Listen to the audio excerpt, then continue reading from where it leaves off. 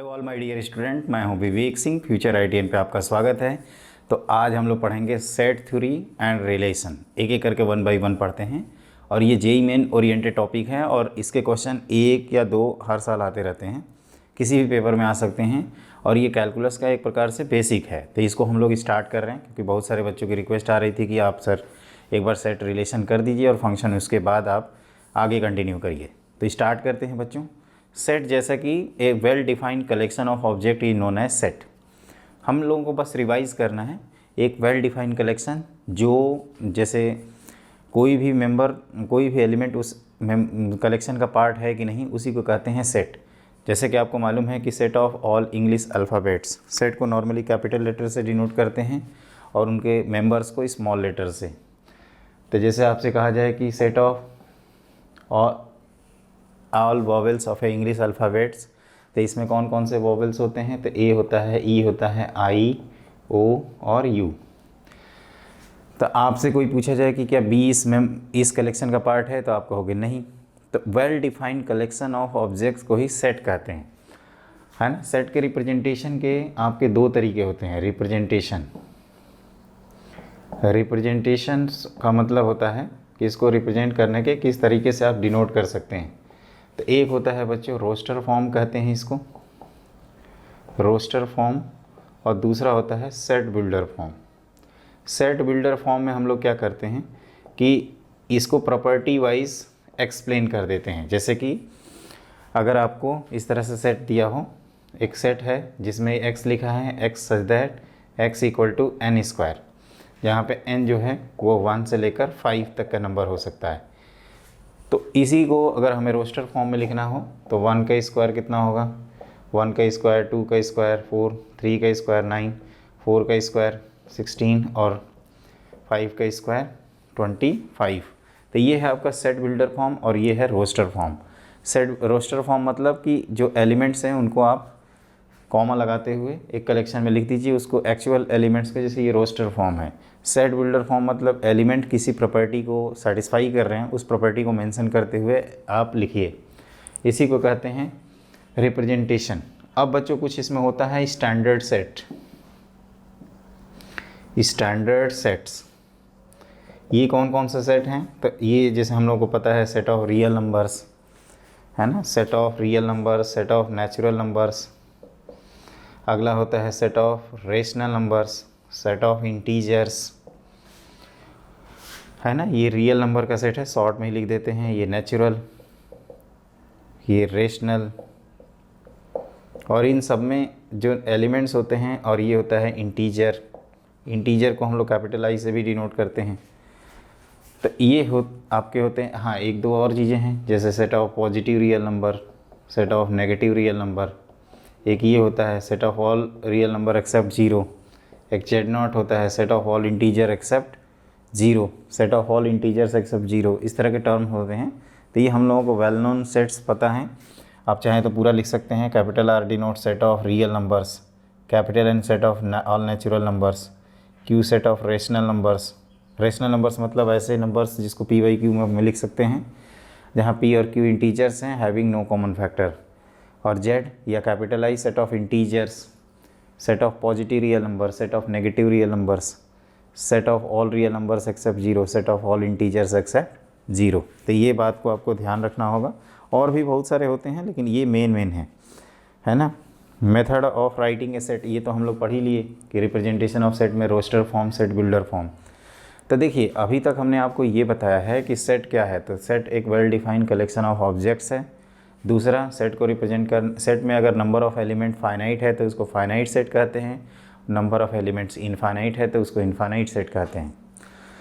फिर हमने बताया कि सेट को रिप्रेजेंट करने के 2 तरीके होते हैं, या तो रोस्टर फॉर्म, सभी एलिमेंट को लिस्ट कर दीजिए in curly braces separated by comma, और एक होता है सेट बिल्डर फॉर्म जिसमें आप प्रॉपर्टी वाइज एक्सप्लेन करिए। क्या मैंने कहा? सेट बिल्डर फॉर्म में आप प्रॉपर्टी वाइज लिखते हैं, रोस्टर फॉर्म में आप एक्चुअल एलिमेंट्स को ही लिख देते हो। फिर स्टैंडर्ड सेट्स मतलब वो सेट्स जिसके बारे में हमें पहले से नॉलेज होनी चाहिए, और वो है set of real numbers, set of natural number, set of rational number, set of integer, set of positive integers, है ना, set of positive real numbers. तो ये सब आपको ध्यान रखना होगा। ओके, अब इसमें लिखिए नेक्स्ट पॉइंट। देखो बच्चों, आगे हमने कुछ चीज़ें लिखी हैं, टाइप्स ऑफ सेट, इसमें बहुत सारे आगे भी सेट्स हैं। तो इसमें क्या होता है, नल सेट या एम्प्टी सेट, एक एक करके मैं एक्सप्लेन कर देता हूँ। नल सेट या एम्प्टी सेट मतलब ऐसा कलेक्शन जिसमें कोई एलिमेंट्स ना हो, उसको ब्लैंक ब्रैकेट या इस तरह से फाई से डिनोट करते हैं। इसको कहते हैं नल सेट या वाइड सेट या एम्प्टी सेट। सिंगलटन सेट का मतलब कि केवल एक एलिमेंट हो, जैसे इस तरह का एक set carrying one element is known as singleton set. अगर number of element in a set finite हैं तो उसको फाइनाइट सेट्स कहते हैं। अगर number of elements in a set infinite है तो उसको इनफाइनाइट सेट कहते हैं। अब जैसे दो सेट हैं ए और बी, इनको इक्वल तभी बोलेंगे जब इसके सारे एलिमेंट्स इसमें प्रेजेंट हों और इसके सभी मेंबर्स इसमें प्रेजेंट हो, इसको कहते हैं equal. Two sets are said to be equal if every element of first set belongs to the second set and every element of the second set belongs to the first set is known as equal sets। Equivalent sets कब बोलते हैं, जब इन दोनों में number same हो। अगर numbers equal है तो आप कह सकते हो इक्वलेंट सेट्स, मतलब इक्वल सेट्स है तो इक्वलेंट्स कन्फर्म होगा। सबसेट्स क्या होता है बच्चों, सबसेट्स का जो नोटेशन होता है वो ए ई सबसेट ऑफ बी, ये चपटा कर देते हैं सी को। अगर ए के सभी मेंबर्स बी में प्रेजेंट हैं, ए के सभी मेंबर्स अगर बी में प्रेजेंट हैं, if all elements of A belongs to elements of B then A is subset of B। A को क्या कहते हैं, सबसेट। आठवां में हमने लिखा है प्रॉपर, मतलब A सबसेट होना चाहिए और A आपका B के इक्वल नहीं होना चाहिए, तो इसको कहते हैं A is proper subset of B। और B को कहते हैं उस समय सुपर सेट।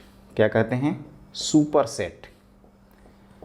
फिर हमने देखो एक बार फिर से बताता हूँ, इक्वल सेट्स का मतलब दो कलेक्शन को इक्वल कब बोलेंगे, जब पहले कलेक्शन के सारे मेंबर्स दूसरे में प्रेजेंट हो, दूसरे के सारे मेंबर्स पहले में प्रेजेंट हो, उसको कहते हैं इक्वल। इक्वलेंट्स का मतलब अगर दोनों कलेक्शन के जो नंबर ऑफ एलिमेंट्स हैं वो अगर इक्वल हैं तो उसको कहते हैं इक्वलेंट सेट्स। क्या बोलते हैं, इक्वलेंट सेट्स। सबसेट्स क्या होता है, तो एक कलेक्शन को दूसरे कलेक्शन का सबसेट बोलेंगे, मतलब एक पार्ट बोलेंगे। अगर ये जो हमारा कलेक्शन है अगर वो पूरा पूरा दूसरे कलेक्शन में प्रेजेंट हो तो उसको कहते हैं सबसेट्स।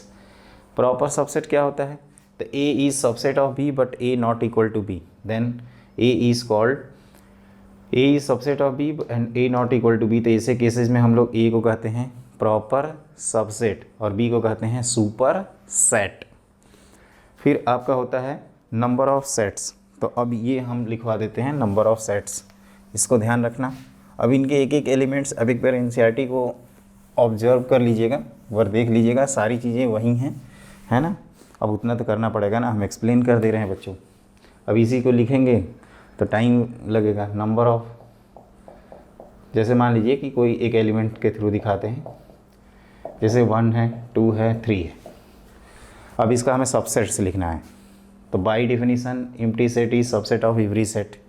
फिर एक एक एलिमेंट का लिखेंगे, 2, ये 3, अब 2 का लिखते हैं तो आप 1 2 लिख सकते हो, 2 3 लिख सकते हो, 1 3 लिख सकते हो, फिर 1 2 3 लिख सकते हो। कितने हुए, 1 2 3 4 5 6 7 8, 3 के लिए 8। तो आप ऐसे कह सकते हो number of subset, number of subsets.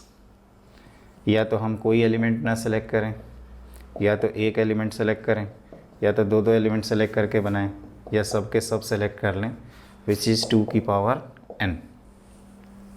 Okay, अगला होता है नंबर ऑफ सबसेट हो गया। अब पावर सेट क्या होता है, तो पावर सेट का मतलब कि आप ये जो लिखे हो ना, इसी को कहते हैं power set of A, collection of all subsets of A given sets. तो आप क्या करिए, इसका पावर सेट लिखना हो तो 5, फिर 1, इसमें कोई ये बिंदी नहीं रहेगा, फिर 2, फिर 3, फिर 1 2 2 3 1 3, फिर 1 2 3। ठीक है, इसको कहते हैं पावर सेट। क्या बोलते हैं, पावर सेट। इसको ध्यान रखिएगा। तो अभी तक हम लोगों ने क्या किया, हमने आपसे ये कहा कि बच्चों नंबर ऑफ़ सबसेट्स होता है 2 की पावर n। फिर पावर सेट्स में एलिमेंट कितने हैं, तो पावर सेट्स में एलिमेंट जो होंगे नंबर ऑफ सबसेट्स के इक्वल। ये फॉर्मूले हैं, कभी कभी पूछे जाते हैं, तो इसको ध्यान रखना। बताओ क्लियर हुआ? नल सेट किसको बोलोगे बताओ हमारे साथ? तो कहोगे कि ए सेट है carrying no element at all is known as null set या वॉइड सेट या एम्प्टी सेट। सिंगलटन किसको बोलोगे? If a set carrying only one element then it is called singleton set. फिर अगला क्या होता है? फाइनाइट सेट, मतलब a set carrying finite number of elements. Infinite set, a set carrying infinite number of elements.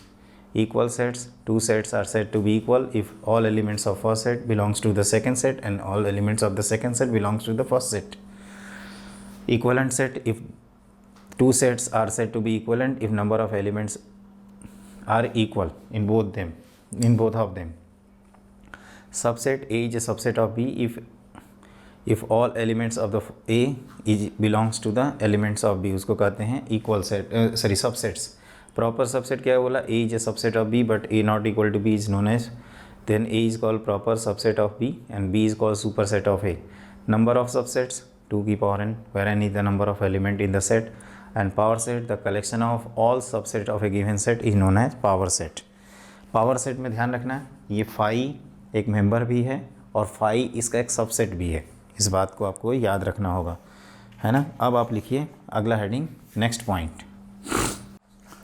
देखिए universal set क्या होता है बच्चों? यूनिवर्सल सेट मतलब एक ऐसा सेट जो किसी भी कंटेस्ट में हम लोग बात कर रहे हैं तो एक ऐसा सेट जो सबको कंटेन कर ले, मतलब सभी सेट उस सेट के क्या हों?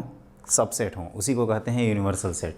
जैसे हम लोग नेचुरल नंबर के एडिशन और मल्टीप्लिकेशन की डीलिंग कर रहे हैं, then capital N is universal set.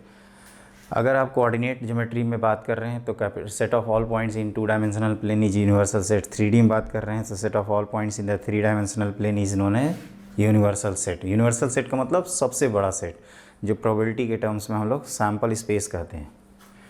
तो नॉर्मली क्या होता है, जैसे यूनिवर्सल सेट को डिनोट करने का जो तरीका है वो ये है कि एक रेक्टेंगल के फॉर्म में लिखते हैं और इसके सबसेट को एक सर्किल से, और एलिमेंट्स रिपीट नहीं करने चाहिए, जैसे ऐसे 1 2 3 4 5 6, ये A है ये B है।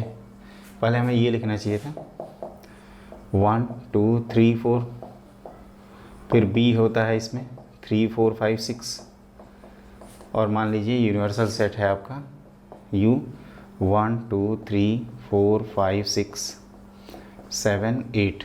तो हमने 1 से लेकर 6 तक तो दिखा रखा है, अब 7 और 8 A और B के बाहर हैं तो इसको अलग से लिख देंगे। तो इसी को कहते हैं वेन डायग्राम। क्या बोलते हैं? Venn diagram. ये बहुत ही ज़्यादा इंपॉर्टेंट होता है, स्पेशली इन प्रोबेबिलिटी, बहुत हेल्प करता है। ओके, अब इसमें होता है कि एक ऑपरेशन ऑन सेट में बोलते हैं ए कॉम्प्लीमेंट।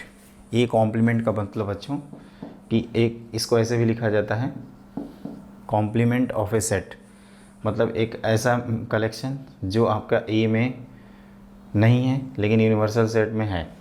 हमेशा कॉम्प्लीमेंट को यूनिवर्सल सेट के रिस्पेक्ट में बताया जाएगा, है ना, कोई भी पहले बाद में लिख सकते हैं। फिर होता है ए और बी, इसको कहते हैं हम लोग ए यूनियन बी।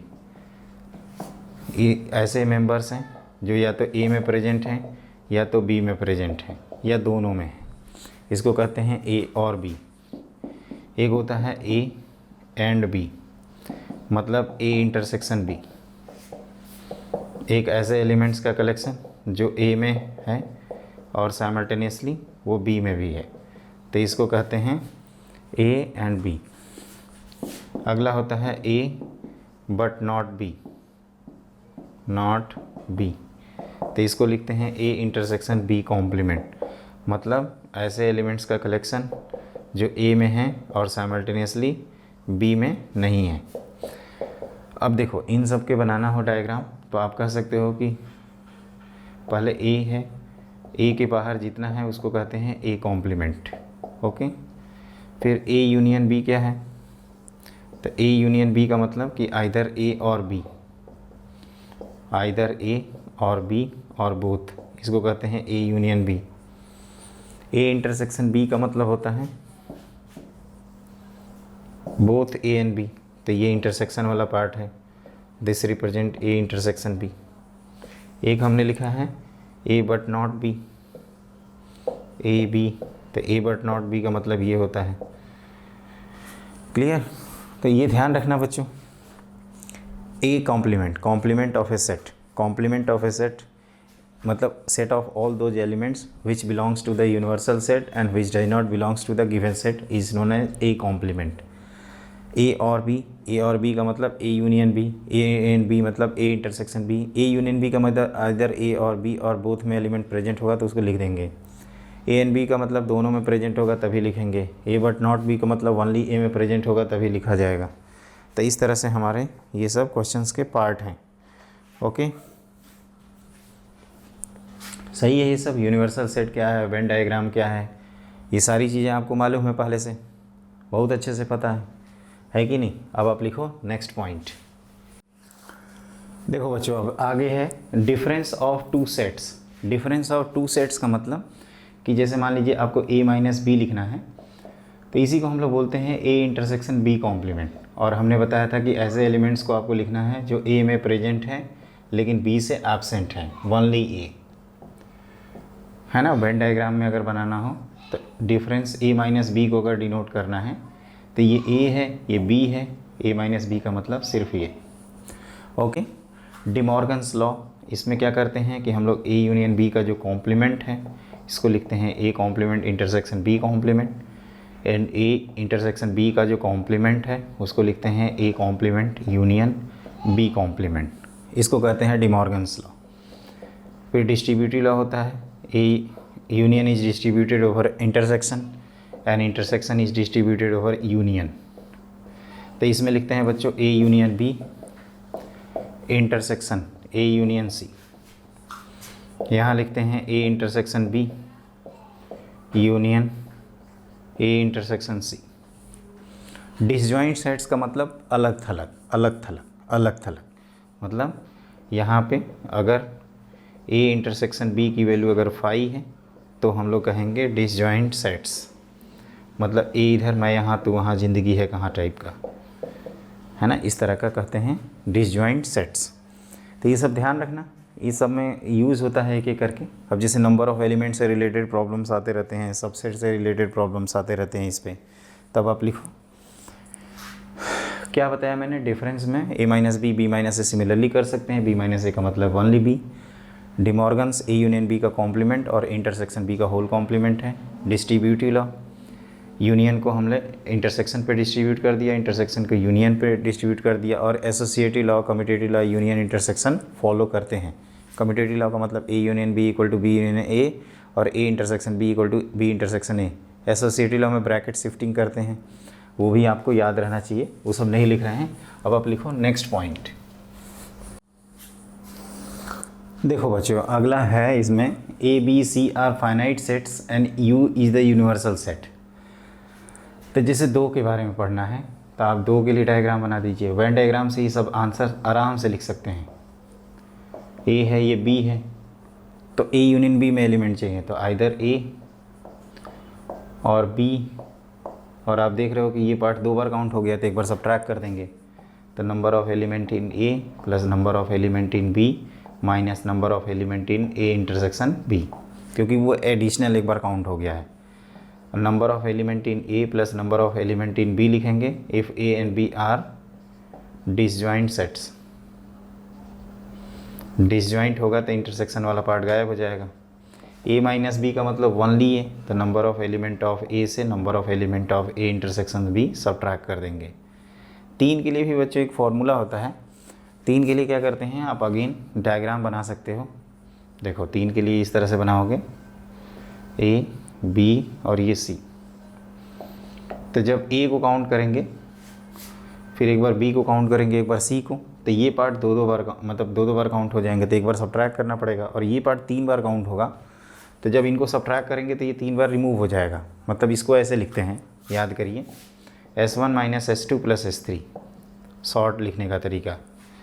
और यहाँ लिखते हैं S2 minus S3, 3 times S3। और यहाँ लिखते हैं बच्चों S1 minus 2 times S2 plus 3 times S3, है ना। अब ये S1 S2 S3 क्या है, तो S1 का मतलब individual number of element in A plus number of element in B plus number of element in C। S2 का मतलब दो के इंटरसेक्शन का number of elements, A intersection B plus number of element in B intersection C plus number of element in C intersection A. S3 का मतलब number of element in A intersection B intersection C, इसको कहते हैं S3। तो ये ए union B को हमने क्या लिखा है, number of elements in A plus number of elements in B minus number of element in A intersection B. A union B को और ए और बी अगर डिसजॉइंट सेट्स हो गए तो अलग अलग होगा, तो इंटरसेक्शन वाला पार्ट गायब हो जाएगा। ए माइनस बी का बच्चों को मतलब मैंने बताया कि ओनली ए का मतलब ए बट नॉट बी वाला पार्ट, तो ए में से ए इंटरसेक्शन बी वाला पार्ट हटा देंगे।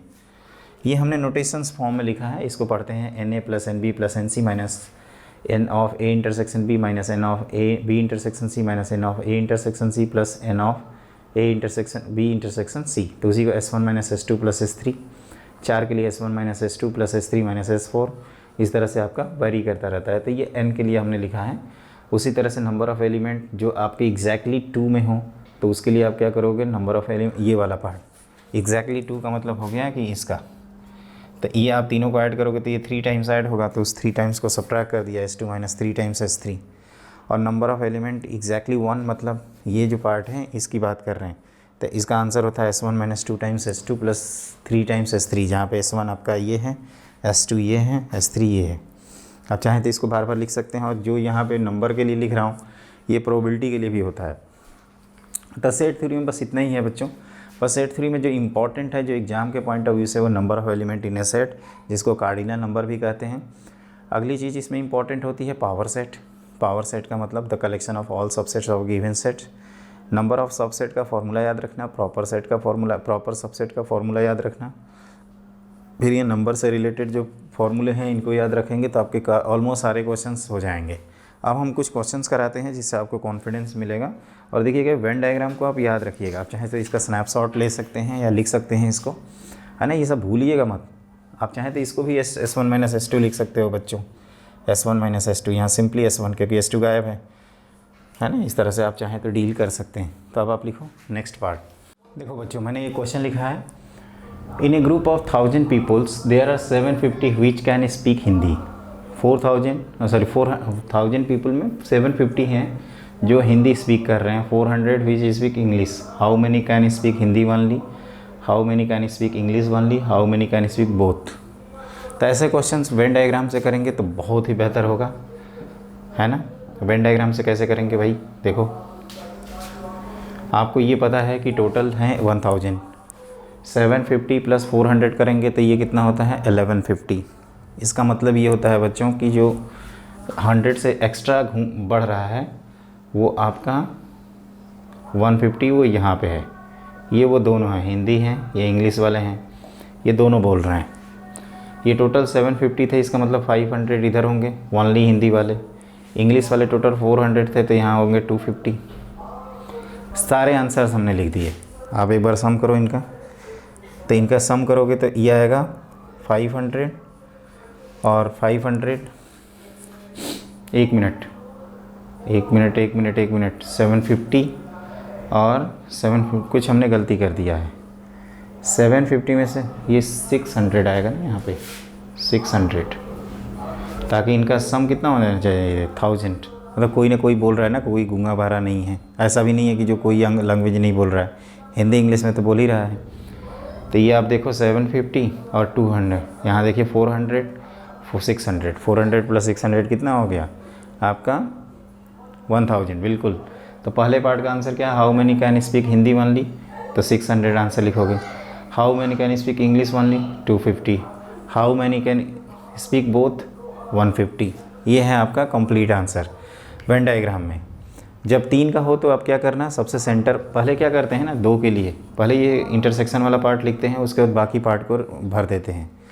ये कैसे इंटरसेक्शन वाला पार्ट पता किया, तो आप ऐसे भी कह सकते हो कि सर ये टोटल 1000 लोग थे और नंबर ऑफ़ एलिमेंट अगर बात करें 750 प्लस यहाँ 400 minus number of element in A intersection B की अगर बात किए होते तो यहाँ से इंटरसेक्शन वाला पार्ट कितना आ जाता 150, और टोटल ये 750 हैं तो ये 600 बचे, ये टोटल 400 हैं तो ये 250 होगा। Only Hindi, only English, Hindi English both. None वाले कितने हैं तो 0, क्योंकि यहाँ ये माना जाया है कि जो भी दिया गया है उसमें सभी लोग कुछ ना कुछ बोल रहे हैं, कोई गूंगा बहरा नहीं है कि नहीं। ध्यान रखना है, ऐसे वेन डायग्राम से ही बनाएंगे, Venn diagram Venn diagram Venn diagram, I repeat Venn diagram. लिखिए नेक्स्ट प्रॉब्लम। देखो बच्चों, मैंने अगला क्वेश्चन लिख रखा है 3 सेट के लिए। A class of 175 student, the following data shows to number of student obtaining 1 और मोर सब्जेक्ट्स। मैथ्स में 100 है, physics 70, chemistry 40, maths chemistry 28, physics and chemistry 23, maths physics 30, maths physics and chemistry 18। How many have offered maths alone. तो आप एक बड़ा सा diagram बनाइए, ऐसे एक लाइन में हो जाएगा। देखिएगा कैसे, ये मैथ्स है, ये फिजिक्स है, ये केमिस्ट्री है, एमपीसी। ओके, अब आप क्या करो, ये सेंटर वाले कितने हैं इनको गिनो। तो लास्ट में डेटा दिया है 18। देखना कैसे फिलअप कर रहे हैं। एक डेटा पीछे आओ, तो मैथ्स और फिजिक्स में 30 हैं, मैथ और फिजिक्स में 30 18 फिलअप कर दिया, मतलब यहाँ 12 बचे हैं। और एक डेटा पीछे आओ, फिजिक्स एंड केमिस्ट्री में आपके 23 हैं, इन दोनों मिला के 23, 8 लिख चुके हो, 18, तो यहाँ 5 लिखोगे। मैथ्स एंड केमिस्ट्री में 28 हैं, मैथ्स और केमिस्ट्री में 28 है, तो यहाँ 10 होंगे। टोटल मैथ्स में कितने थे, हाँ अभी आप गिनो तो ये कितने हो गए, अभी आप गिनोगे तो ये 30 + 1 40, तो यहाँ बचे 60। आंसर इज 60, खत्म। ओके, अगर मान लीजिए ओनली फिजिक्स 70 का था तो इनको जोड़ देते, तो ये हो गए 30, 35, तो यहाँ भी 35 आते। अगर ओनली केमिस्ट्री पूछता तो इनको ऐड करते, तो ये कितने हो गए 23, 33। और केमिस्ट्री में हैं कितने वैसे टोटल, केमिस्ट्री में थे 40, तो ये हो गए 33 हुए। एक बार देखो तो 23, 33, तो यहाँ बचेंगे 7। तो ये हमने सारे डेटा भरा है। ये 60 का मतलब मैथ्स एलोन, 12 का मतलब मैथ्स एंड फिजिक्स ओनली, और ये 5 का मतलब फिजिक्स एंड केमिस्ट्री ओनली। और फिजिक्स एंड केमिस्ट्री बोले तो ये सब आएंगे, मैथ्स और फिजिक्स बोले तो ये सब आएंगे, केमिस्ट्री और मैथ्स बोले तो ये सब आएंगे। लेकिन अगर तीनों बोले तो केवल 18 आएगा। तो 18 से स्टार्ट किया, फिर इन डेटा को भरा, फिर इन डेटा को भरा, हमें केवल 60 से मतलब था। तो इस तरह से हमारा क्वेश्चन सॉल्व हो गया। इसमें वो फार्मूला नहीं लगाएंगे, वो फार्मूला जब इन तीनों का समेशन निकालना होता है ना तब लगाते हैं, S1 - 2 × S2 + 3 × S3। इस बात को आपको ध्यान रखना होगा, ठीक है बच्चों। तो ऐसे फिलअप कर लेना। एक बार वीडियो को और देख लीजिएगा, मैंने क्या कहा, यहाँ से स्टार्ट किया, इनको भरा, फिर इसको भरा। वैसे इनका भरना यूजलेस है हमारे इस क्वेश्चन में। अब आप लिखो नेक्स्ट प्रॉब्लम। देखो बच्चों, x दिया हुआ है, एक सेट है नंबर ऑफ नेचुरल नंबर 1 से 50। तो x में अगर हम लिखें तो ये लिख देंगे एलिमेंट्स, मैं यहाँ लिख देता हूँ। a b आपको गिवन है, a है आपका n is a multiple of 2, मतलब इवन नेचुरल नंबर्स जो x में बिलोंग कर रहे हैं, और n is a multiple of 7। आप कह रहे हैं number of element in smallest subset of x को थोड़ा बड़ा लिखिएगा, which contain both a and b। तो a में देखा जाए तो कौन कौन से एलिमेंट्स लिखेंगे, तो मल्टीपल ऑफ 2, तो ये लिखोगे 2, 4, 6, 8 से लेकर हम लोग लिखेंगे 50 तक। फिर b में कौन कौन से एलिमेंट आएंगे, तो मल्टीपल ऑफ 7, तो 7, 14, 21, 28, 35, 42 एंड 49। अब इसमें कौन कौन से एलिमेंट ऑलरेडी प्रेजेंट हैं, तो आप कहोगे कि 14 प्रेजेंट है, 28 प्रेजेंट है, 42 प्रेजेंट है। तो ये प्रेजेंट नहीं है, 7, 21, 35, 49। तो एक number of element in smallest subset of x, ऐसा छोटा से छोटा सबसेट जिसमें a और b कंटेन कर रहा हो। तो ये 25 एलिमेंट्स तो हैं ही, इसके नंबर ऑफ एलिमेंट इन 25, और ये जो एरो बनाए हैं इनको भी कंटेन कर लीजिए। तो इस क्वेश्चन का आंसर हो जाएगा 25 + 4 विच इज़ 29। देखना इसमें कोई जल्दीबाजी में बच्चे कर लेते हैं। देखो इस 25 में ये 14, 28, 42 तो ऑलरेडी प्रेजेंट है, तो इसको तो दोबारा काउंट करेंगे नहीं। तो कौन नहीं प्रेजेंट है, तो आप कहोगे 7, जो ऑड नंबर्स आ रहे हैं 7 का मल्टीपल में वो प्रेजेंट नहीं है, तो उनको एडिशनली अगर हम कैपिटल ए में ऐड कर दें तो वो ये इसका आंसर मिल जाएगा। The number of element in the smallest subset of x which containing both a and b। तो हम जो सबसेट बनाएंगे, मान लीजिए इस तरह से कोई भी, जिसमें 2, 4, 6 से लेकर 50, उसके बाद 7, 21, 35 और 49। तो ये जो सबसे छोटा सबसेट है इसमें क्या है, a भी है b भी है, हमारे दोनों प्रेजेंट हैं। तो यही क्वेश्चन पूछा जा रहा है बच्चों कि ए भी हो और बी भी हो। तो इस तरह से हमारा ये क्वेश्चन आसानी से हो गया, लेकिन ध्यान रखना इंटीजर टाइप का रहता है तो कई बच्चे नहीं कर पाते हैं। अब आप लिखो नेक्स्ट क्वेश्चन, इसका आंसर 29 है। देखो बच्चों, किस तरह के क्वेश्चन आते रहते हैं।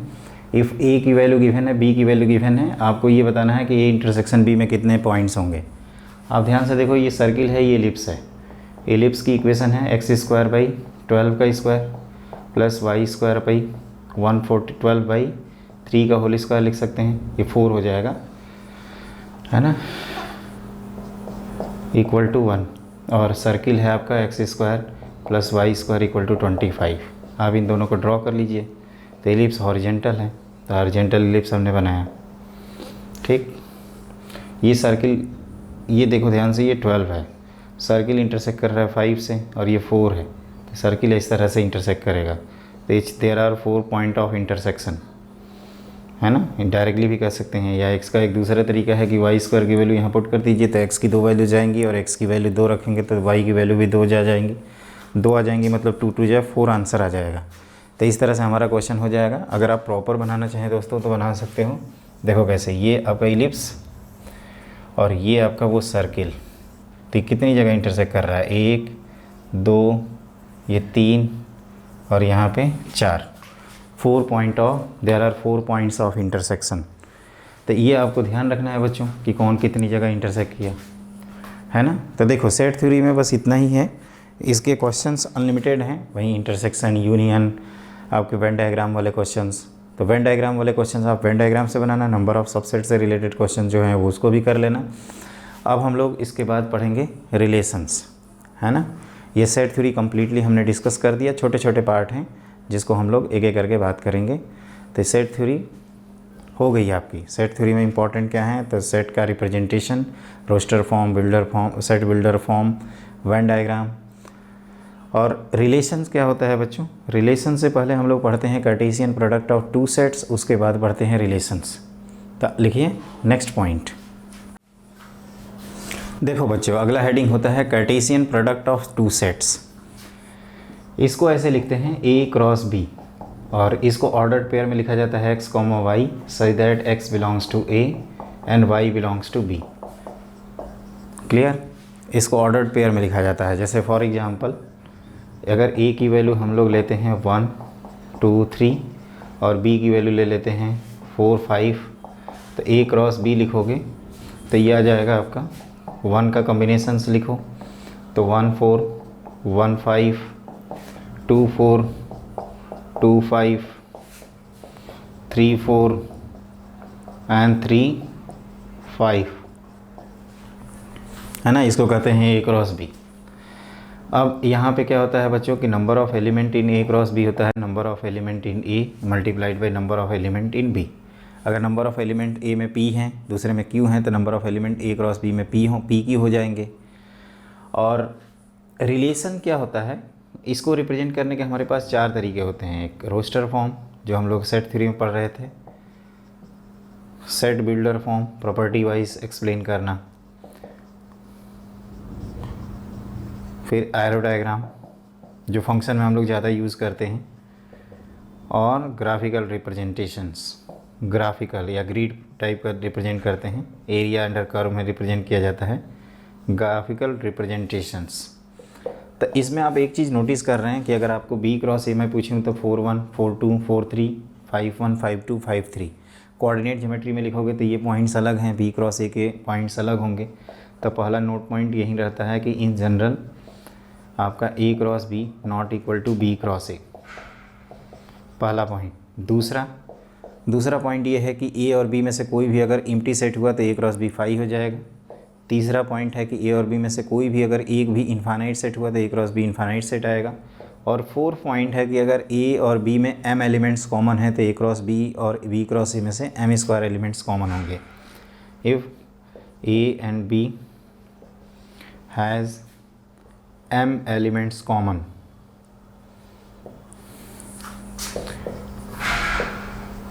then A cross B and B cross A has M square elements common, ये ध्यान रखना एक रिजल्ट है, क्योंकि एम का एम के साथ कॉम्बिनेशन बनाएंगे तो एम स्क्वायर होगा दोनों तरफ से, तो एम स्क्वायर कॉमन आ जाएगा।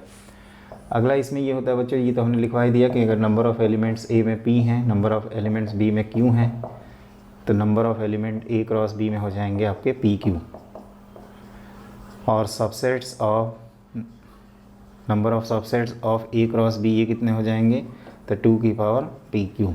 हम लोगों ने पढ़ा था कि अगर n एलिमेंट्स हो तो नंबर ऑफ़ सबसेट्स कितने होते हैं, 2 की पावर n।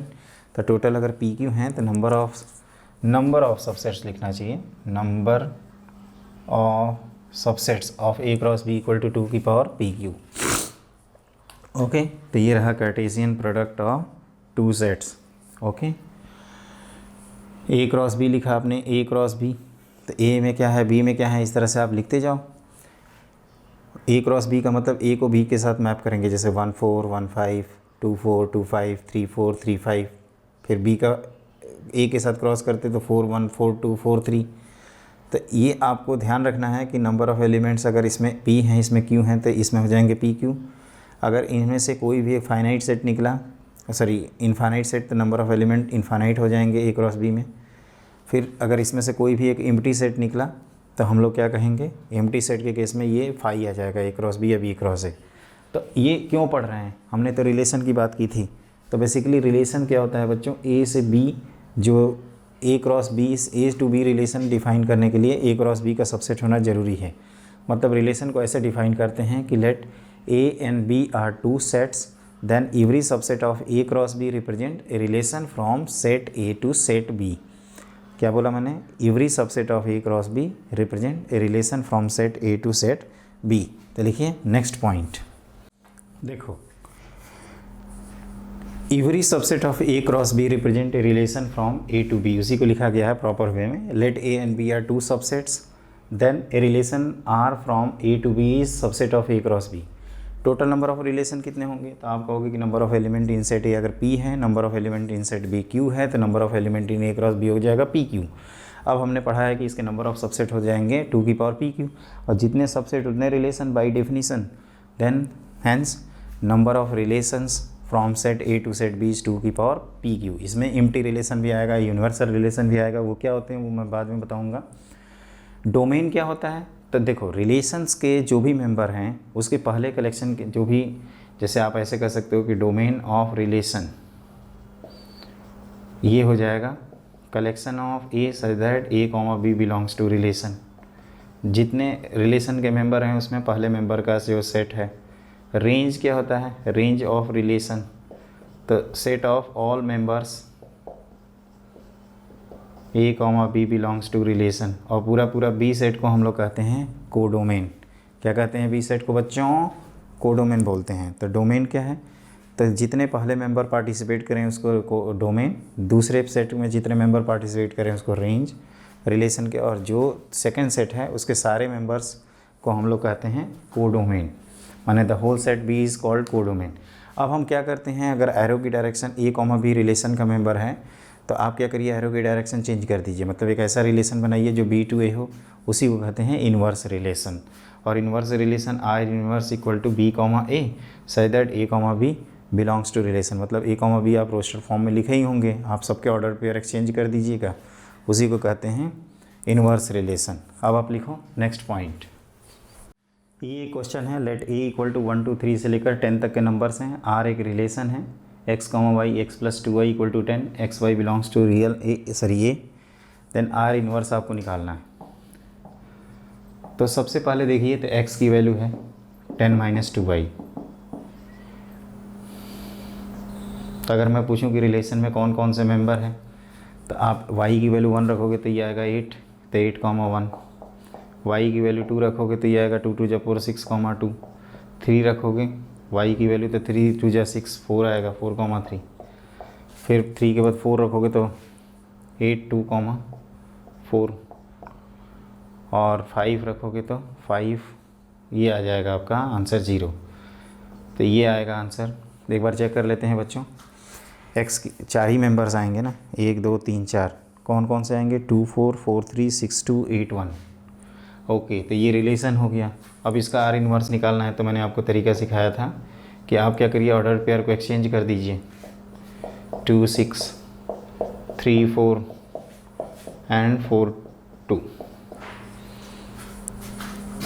तो domain of R, domain R का कितना है 8 6 4 2, विच इज आप कह सकते हो रेंज ऑफ आर इनवर्स, और range of R equal to A1 2 3 4, which is domain of R inverse, है ना। तो रेंज और डोमेन एक्सचेंज हो जाते हैं आर इनवर्स के। तो इस तरह से आपको क्या करना है बच्चों, आप कोशिश करना कि ऑर्डर पेयर में अगर फाइनाइट सेट है तो लिख देना और उसके बाद इन्वर्स कर देना। एक बात ध्यान रखिएगा यहाँ पे कि यहाँ पे हमने केवल A क्रॉस B का सबसेट कहा है। कई बच्चे इसको फंक्शन से कंफ्यूज होते हैं, वो मत होइएगा फंक्शन से confused. Function is a special kind of relation in which every element of first set has unique image in the second set. तो वहाँ पे ऐसा है, यहाँ पे ऐसा कुछ नहीं है। अब इसमें 2-3 टाइप्स ऑफ रिलेशन होते हैं। रिलेशन ऑन सेट का मतलब होता है बच्चों कि A क्रॉस A का सबसेट, इसी में रिलेशन होता है empty relation, universal relation, word relation जिसको कहते हैं universal relation, identity relation, reflexive, symmetric, transitive और इक्वलेंस रिलेशन। इतना हमें एक एक करके पार्ट पढ़ लेना है। तो लिखो नेक्स्ट पॉइंट। देखो बच्चों, कोई भी एक सेट है A, तो A क्रॉस A के मेंबर को हम लोग कहते हैं रिलेशन ऑन सेट A। तो चूँकि फाई हर सेट का एक सबसेट होता है, तो A क्रॉस A का सबसेट फाई होगा, तो उसी फाई को बोलते हैं वर्ड रिलेशन। यूनिवर्सल रिलेशन का मतलब A cross A the complete set is known as universal relation. Identity relation define किया जाता है, या इसको ऐसे डिफाइन करते हैं A, such that A belongs to capital A। अब इसको एग्जांपल से लिख के बताऊंगा तो आपको समझ में आएगा।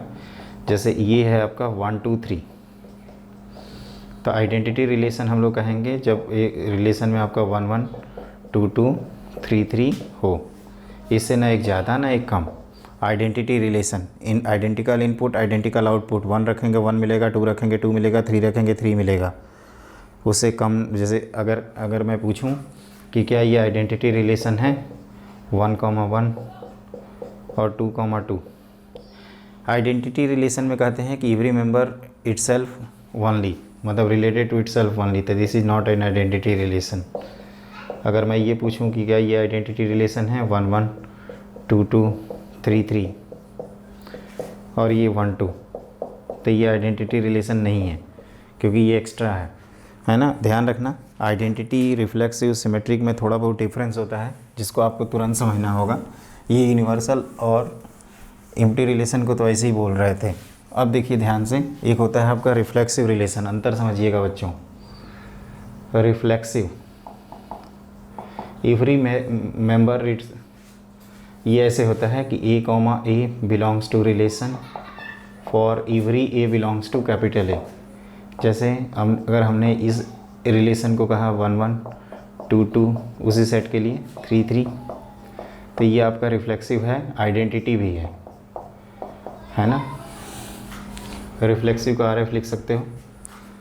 अगर मैं ये पूछूं कि ये क्या है 1 1 2 2 3 3, तो ये ध्यान रखना, सॉरी 1 1 2 2 3 3 और 1 2, तो ये आपका रिफ्लेक्सिव तो है, रिफ्लेक्सिव, लेकिन आइडेंटिटी नहीं है। फिर अगर हम R3 के बारे में पूछें, एक एलिमेंट कम कर दें 1 1 2 2, तो ये न तो आइडेंटिटी है और न ही रिफ्लेक्सिव है। तो रिफ्लेक्सिव में आप कह सकते हो कि 1 1 2 2 3 3, उसके अलावा एक्स्ट्रा एलिमेंट इन्वॉल्व हो सकते हैं। All identity relation are reflexive relation, but all reflexive relation are not identity relation. तो ये बात को आपको ध्यान रखना होगा बच्चों। इसको कहते हैं रिफ्लेक्सिव रिलेशन, रिफ्लेक्सिव, क्या बोलते हैं, रिफ्लेक्सिव। फिर एक होता है सिमेट्रिक। सिमेट्रिक का जो शॉर्ट है सिमेट्रिक रिलेशन, हम शॉर्ट में ही लिख देते हैं। सिमेट्रिक रिलेशन का मतलब कि A, B belongs to relation implies B, A belongs to relation, then R is reflexive, R is reflexive, sorry R is symmetric. और इसका एक ब्रह्मास्त्र है, मतलब अगर भूल भाल जाते हैं तो R equal to R inverse निकाल लीजिएगा। अगर किसी भी रिलेशन में R equal to R inverse आता है तो वो सिमेट्रिक है, मतलब ऑर्डर पे और हाँ, अगर वैसा एलिमेंट ही नहीं रहेगा तो कोई बात ही नहीं करेंगे। ट्रांजिटिव रिलेशन बच्चों एक है, ट्रांजिटिव, इसमें बच्चे बहुत कन्फ्यूज्ड होते हैं। ट्रांजिटिव रिलेशन, अब ये कौन सा रिलेशन है भाई? तो इसमें ध्यान रखना कि a relation on set A is said to be transitive if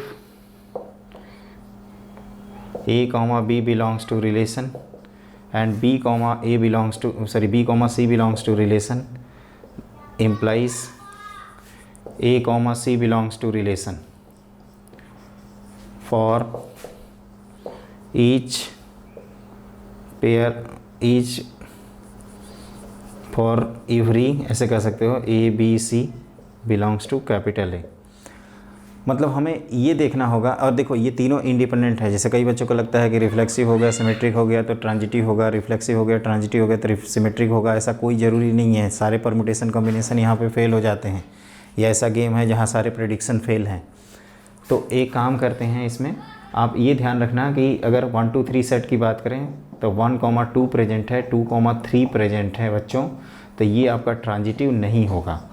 बाकी हर केस में ट्रांजिटिव होता है। अगर बाई चांस 1, 2 केवल लिखा है, अब देखिए हम आपको और लगेगा, अगर हम सिर्फ ये लिख देते हैं 1, 2 एक रिलेशन का मेंबर, तो ये ट्रांजिटिव हो जाएगा। ये ट्रांजिटिव हो जाएगा बच्चों, ये सिमेट्रिक नहीं होगा, रिफ्लेक्सिव नहीं होगा, लेकिन ट्रांजिटिव हो जाएगा। इस बात को समझना है।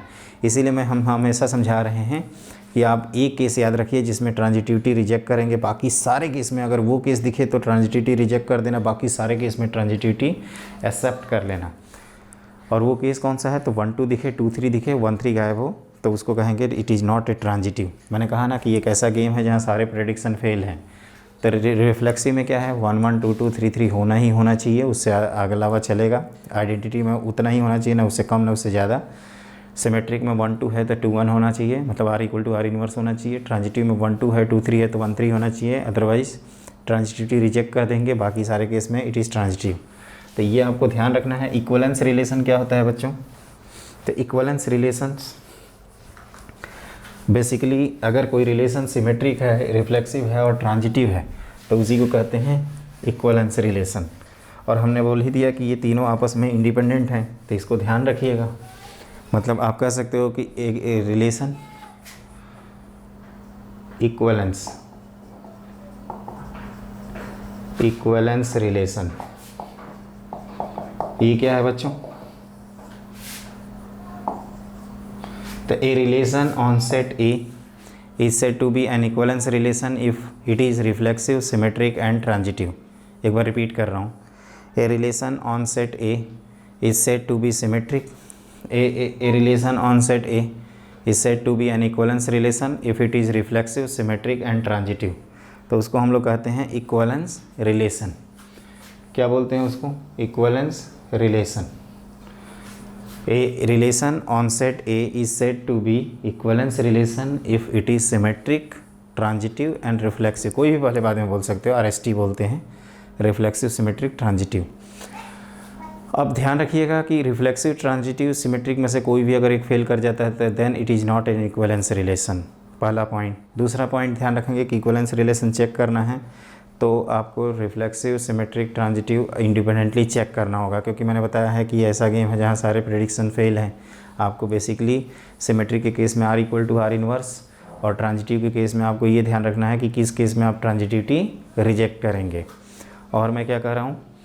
और मैं ये कह रहा हूँ आपसे कि इक्वलेंस रिलेशन से ही आता है इक्वलेंस क्लास। जैसे एक हम अगर बात करें, एक क्वेश्चन से समझाएं, ठीक है ना? R रिफ्लेक्सिव होना चाहिए, सिमेट्रिक होना चाहिए, ट्रांजिटिव होना चाहिए, तभी इक्वलेंस बोलेंगे। जैसे मान लीजिए कि एक रिलेशन ऐसे दिया है A, B such that A minus B equal to 2 lambda, जहाँ पे A और B आपके सेट ऑफ इंटीजर्स हैं। ये इक्वलेंस रिलेशन होगा। क्यों? क्योंकि अगर रिफ्लेक्सिव चेक करोगे तो रिफ्लेक्सिव ये हो जाएगा, क्योंकि A लिखोगे तो A माइनस A 0 होगा और ये हर इंटीजर्स के लिए होल्ड करेगा। दूसरा सिमेट्रिक भी हो जाएगा, क्योंकि अगर A माइनस B 2 का मल्टीपल है तो B माइनस A भी 2 का मल्टीपल होगा। ये भी हम लोगों को कंफर्म है। ये हमेशा रिलेशन के मेंबर्स होंगे।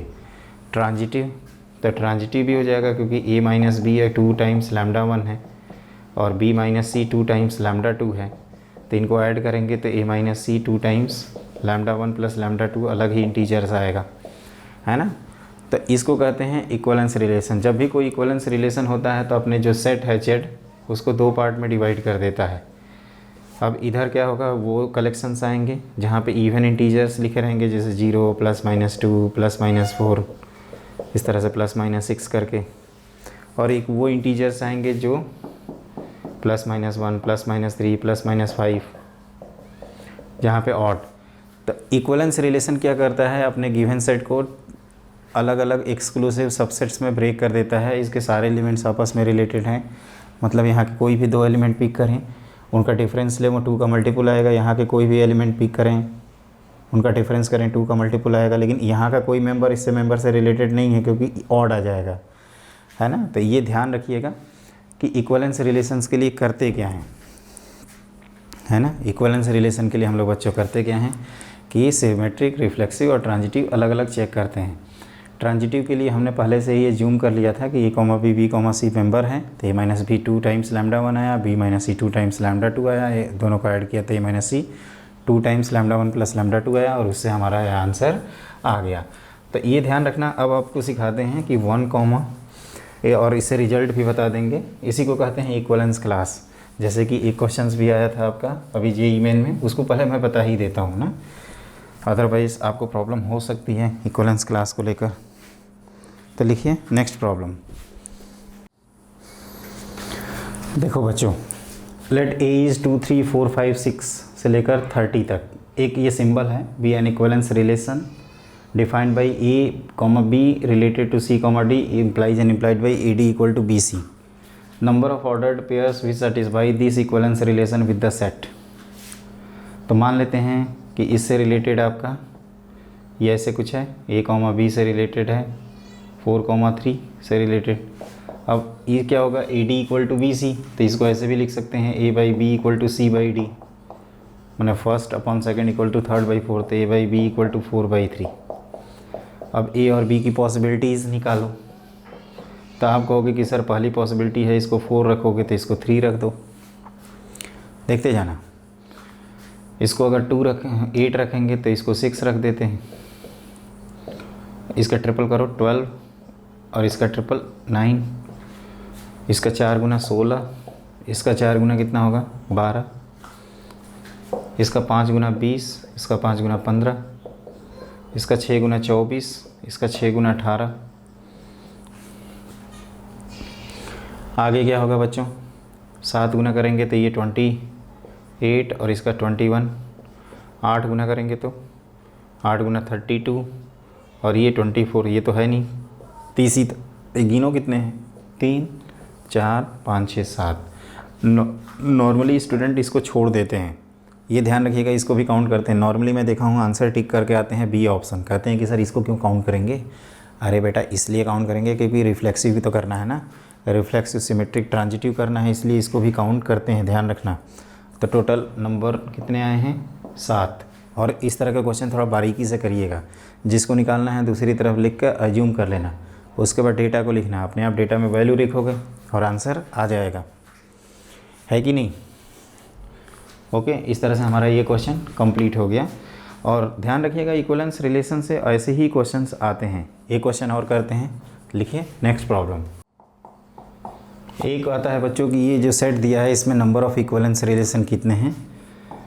तो इक्वलेंस रिलेशन के लिए रिफ्लेक्सिव करना होगा, तो 1 1 2 2 3 3 और ये मिनिमम नंबर्स हैं। Identity relation is an equivalence relation. अब दूसरा हम लोग काउंट करेंगे, एक एक नंबर इंसर्ट करते हैं, तो 1 1 2 2 3 3। अब आप 1 2 इंसर्ट करोगे तो सिमेट्री के लिए 2 1 इंसर्ट हो जाएगा, ये भी आप चेक करोगे इक्वलेंस रिलेशन होगा। सिमिलर मैनर में आप कह सकते हो कि जिस लॉजिक से आपने 1 2 को इंसर्ट किया, 2 3 और 3 2 को भी इंसर्ट कर सकते थे, और सिमिलर लॉजिक से आप 1 3 और 3 1 को भी इंसर्ट कर सकते थे, 1 1 2 2 3 3। 1 3 और ये हो जाएगा 3 1। उसके बाद R5 ये हो जाएगा 1 1 2 2 3 3 1 2 2 3। तो ये सब आ जाएंगे 3 2 1 3 2 3 3 2 2 1। कोई भी ऑर्डर में लिख दो, ऑर्डर में लिखते हैं नहीं तो छूट जाएगा सब। 1 2 है, 2 1 है, 2 3 है, 3 2 है, 1 3 है और 3 1 है। तो इस तरह से कितने, अब ये सभी के सभी आ गए टोटल। ये 3 तो 2 2 2 कितने हो गए 6 3 9। एक क्रॉस ए में 9 एलिमेंट्स होंगे। तो ये universal relation is an equivalence relation, identity relation also equivalence relation. और ये बीच वाले जो बिचौलिए हैं इनको भी काउंट कर लेना। ये ध्यान रखना कि कोई भी दो इक्वलेंस रिलेशन लोगे तो उसका इंटरसेक्शन हमेशा इक्वलेंस रिलेशन होगा। कोई भी दो पकड़िए, इंटरसेक्शन लीजिए, मिनिमम इतना आएगा। लेकिन यूनियन की कोई गारंटी नहीं है। अगर इन दोनों को हम लोग लेंगे तो 1 3 और 3 1 रिफ्लेक्सिव और ट्रांजिटिव तो हो जाए, रिफ्लेक्सिव और सिमेट्रिक तो हो जाएगा, लेकिन ट्रांजिटिविटी के लिए एक्स्ट्रा एलिमेंट्स की डिमांड होगी। तो दो अगर इक्वलेंस रिलेशन है तो उनका इंटरसेक्शन हमेशा इक्वलेंस रिलेशन होगा, लेकिन उनका यूनियन कोई ज़रूरी नहीं है कि इक्वलेंस रिलेशन हो। उसमें जो प्रॉब्लम करने वाला फैक्टर है वो है ट्रांजिटिविटी। तो उस बात को आपको ध्यान रखना है बच्चों, बार बार मैं बोलता हूँ उसको ध्यान रखना है ना। एक काम करता हूँ कि इसका जो डिटेल लेक्चर है उसको भी हम आपको प्रोवाइड कर देंगे। जिन बच्चों को लगता है कि नहीं अभी हमें क्लियर नहीं हुआ तो वो आप क्या करिए, प्रीवियस ईयर्स के क्वेश्चन लगाइएगा। और जिन बच्चों को लगता है नहीं और हमें थोड़ा बहुत डिटेल में पढ़ना है तो वो वीडियो की लिंक हम प्रीवियस वाली दे देंगे, आप उसको ज़रूर पढ़ लेना है ना। ये क्रैश कोर्स टाइप का है बच्चों, हम बेसिक से। अब कई बच्चे पीछे पड़े हुए हैं कि नहीं सर ही एग्ज़ाम देंगे, सर ही एग्ज़ाम में नंबर लाएंगे और सर ही के सब कुछ होगा, तो वैसा नहीं हो पाएगा बच्चों। आप भी जानते हो कई बच्चों की डिमांड आ रही थी सेट थ्योरी पढ़ा दीजिए, इक्वलेंस रिलेशन को एक बार रिकॉल करा दीजिए। तो इक्वलेंस रिलेशन में आपका है रिफ्लेक्सिव, ट्रांजिटिव और सिमेट्रिक। रिफ्लेक्सिव स्ट्रेट फॉरवर्ड है, सिमेट्रिक में आप R = R इनवर्स लेना। और ट्रांजिटिव में बस एक केस याद रखना मेरे भाई, एक केस जिसमें ट्रांजिटिविटी रिजेक्ट करते हैं 1 2 है, 2 3 है, 1 3 गायब है, अदरवाइज हर केस में ट्रांजिटिविटी एक्सेप्ट कर लेते हैं। तो इस तरह से आपका ये टॉपिक कंप्लीट हो गया। अब जो फंक्शन है उसमें हम मेन पार्ट जो बताएंगे, जहाँ पे modulus function, greatest integer, logarithmic functions, composition of two function, even odd functions, तो सबके हम एक एक करके डिफिनीशंस बता देंगे और उससे रिलेटेड जो प्रॉब्लम्स इनइक्वालिटीज़ है वो भी करा देंगे। तो इसके बाद हम लोग उसी पे ज़्यादा फोकस करेंगे है ना। इंटीग्रेशन वाला पार्ट मुझे लगता है कि आप लोग कर लिए हो, नहीं किए हो तो हम एक एक करके रिकॉल करा देंगे बच्चों, आप परेशान मत होना। जल्दी ही मिलते हैं, हैव ए ग्रेट डे।